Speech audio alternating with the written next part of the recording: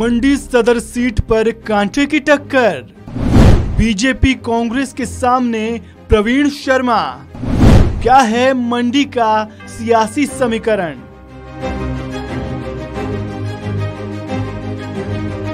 हिमाचल प्रदेश विधानसभा चुनाव को लेकर स्टेज सेट हो चुका है। जैसे जैसे चुनाव नजदीक आ रहे हैं वैसे वैसे राजनीति ने अपना तापमान बदलना शुरू कर दिया है। 12 नवंबर को प्रदेश की 68 सीटों पर मतदान होना है।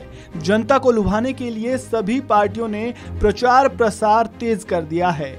इस बार मुकाबला कड़ा है। बीजेपी कांग्रेस के अलावा आम आदमी पार्टी भी इस बार चुनावी मैदान में है। वहीं पार्टियों से बागी हुए नेता निर्दलीय चुनाव लड़कर मुकाबले को और रोचक बना रहे हैं। हिमाचल प्रदेश के इस चुनावी समर के बीच वन इंडिया हिंदी आपको प्रदेश की उन चर्चित सीटों के राजनीतिक समीकरण, इतिहास और मौजूदा हालातों के बारे में बता रहा है जो अपने आप में खास है। इस कड़ी में आज बात सबसे चर्चित हॉट सीट में से एक और पंडित सुखराम का गढ़ रही मंडी विधानसभा सीट की करेंगे। छोटी काशी के नाम से मशहूर मंडी विधानसभा सीट अपने आप में बेहद ही खास है। सूबे के दिग्गज नेता रहे पंडित सुखराम इसी विधानसभा से संबंध रखते हैं। जब तक पंडित सुखराम राजनीति में सक्रिय थे, उनका मंडी सीट पर एक छत्र राज था। पूर्व केंद्रीय मंत्री और कांग्रेस के वरिष्ठ नेता पंडित सुखराम इस सीट से 6 बार विधायक बने। मंडी जिला की सभी 7 अनारक्षित सीटों में से एक मंडी विधानसभा सीट पर राजपूत प्रत्याशियों का बोलबाला है, जिसकी झलक हमें इस बार के विधानसभा चुनाव में उतारे गए प्रत्याशियों से देखने को मिलेगी। मंडी के चुनावी रण में इस बार 2 ब्राह्मण और 1 ठाकुर उम्मीदवार उतरे हैं। सबके बारे में विस्तार से जानेंगे, लेकिन सबसे पहले बात मंडी विधानसभा सीट के इतिहास की।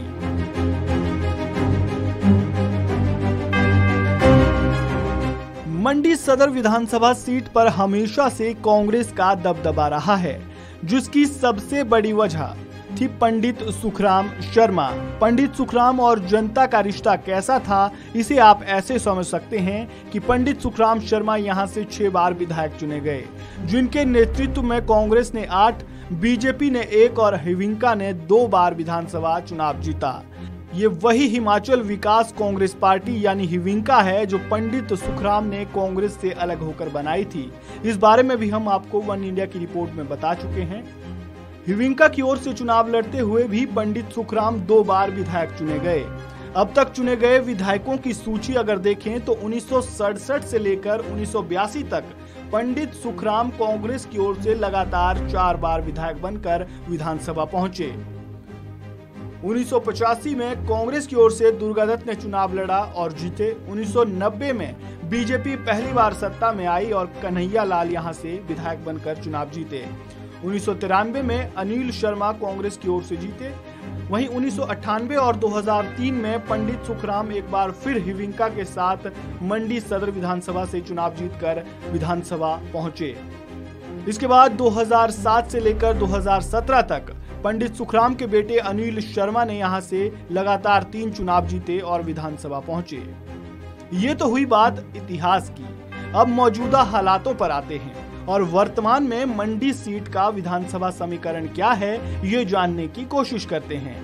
मंडी सदर सीट में कुल 75,418 मतदाता हैं, जिनमें 36,970 पुरुष मतदाता और 38,448 महिला मतदाता हैं। जातिगत आधार से अगर देखें तो मंडी सीट पर शुरू से ही ब्राह्मणों और राजपूत का दबदबा रहा है। यहाँ 40% वोट ब्राह्मणों के हैं तो 30% वोट राजपूत के हैं।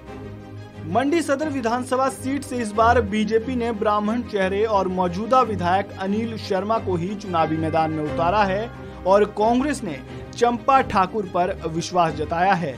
इसके अलावा एक और चर्चित चेहरा प्रवीण शर्मा, जिसने बीजेपी से बागी होकर निर्दलीय चुनाव लड़ने का फैसला किया है, उसके आने से मुकाबला और भी रोचक हो गया है।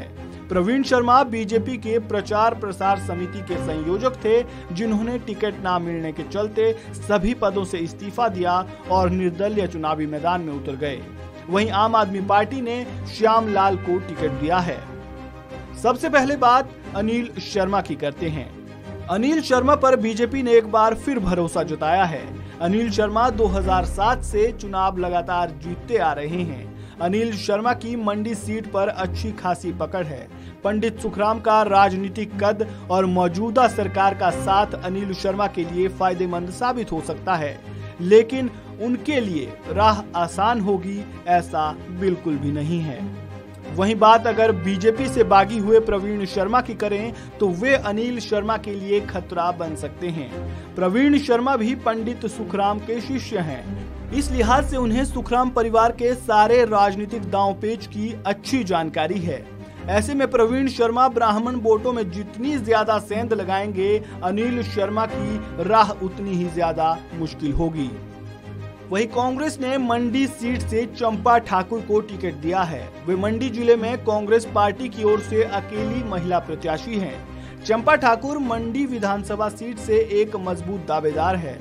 चंपा ठाकुर वरिष्ठ कांग्रेसी नेता व पूर्व मंत्री कौल सिंह ठाकुर की बेटी है। 2017 के विधानसभा चुनावों में कांग्रेस ने चंपा ठाकुर को पहली बार चुनावी मैदान में उतारा था। भले ही उस चुनाव में उन्हें हार का सामना करना पड़ा हो, लेकिन इस बार चुनौती नई है और समय भी बदल गया है। ऐसे में प्रवीण शर्मा और अनिल शर्मा के सामने ये कड़ी चुनौती पेश कर सकती हैं।